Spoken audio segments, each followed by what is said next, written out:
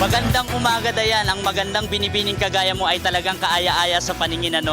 Parang ganyan ang sitwasyon ng traffic ngayon dito sa pagitan ng Congressional Avenue at Mindanao Avenue. Silipin na natin ang sitwasyon ngayong Biyernes dito sa kinalalagyan natin. Unahin na natin itong Mindanao Avenue kung kayo ay papunta northbound ng Novaliches at Quirino Highway at pa-southbound naman papunta ng North Avenue at EDSA. Hanggang sa kasalukuyan, both lanes ay wala pa naman pong kaproblema, light and going po ang mga sasakyan. At dito naman sa may parte ng Congressional Avenue, kung kayo ay papunta ng EDSA Muñoz, tuloy-tuloy rin ang magiging biyahe ninyo.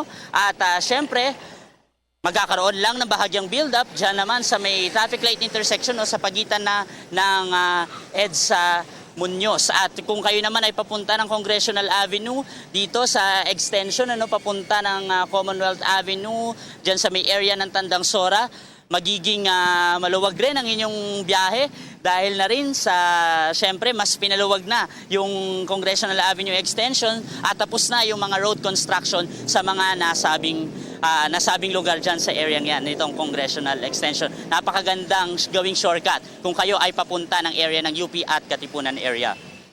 At syempre, number coding reminder sa mga motorista natin, dyan 9 and 0 po tayo. Kung ang plaka po ng inyong sasakyan ay nagtatapos sa 9 and 0, hindi nyo po maaaring ilabas ang inyong sasakyan sa inyong mga garahe. Yan po ay simula alas 7 ng umaga hanggang alas 7 ng gabi. Pero kung balak ninyo maggala ngayong Friday, maaari nyo gawin yan naman sa pagitan ng alas 10 ng umaga hanggang alas 3 ng hapon. Yun nga lang, ibang usapan na pagdating dyan sa Makati at Las Piñas dahil maghapong ipinatutupad yan ng walang window hours sa mga nabanggit na lungsod. At syempre, ang paborito ninyong segment tuwing umaga ang nagte-trending sa social media at pinaka-pinag-uusapan na It's a Sign. At ito na ang paborito ninyong sign tuwing umaga. Ayan na. Ito na ang ating featured sign for today. Alam kaya na mga kababayan natin ang tungkol dito?